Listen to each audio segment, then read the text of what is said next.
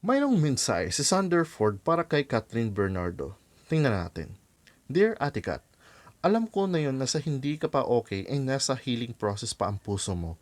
Pero gusto ko lang sabihin na sana maging strong ka ate. Opo, nagkamali ako sa'yo 7 years ago. Nakapagsalita ako ng hindi maganda sa'yo. At ngayon, hinihingi ko ng tawad sa'yo yun.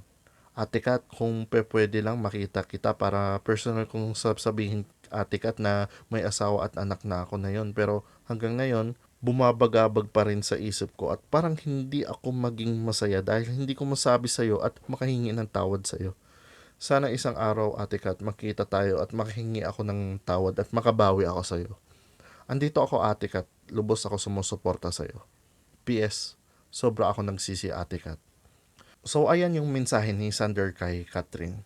Noon kasi, nung kapanahonan na sikat pa si Sander Ford, sinabihan niya kasi si Catherine ng sakang. Hindi ko sure kung yun mismo yung sinabi niya. Basta nag-viral din noon. Ngayon, na-realize niya na mali siya noon, humihingi siya ng tawad. So, kung gusto ninyo malaman yung buong detalye nito, ay i-click lamang yung link na sa baba ng description ng video kong ito. Anyways, yan lang ang balita ko sa rin. Ako si JP Showbiz Reporting.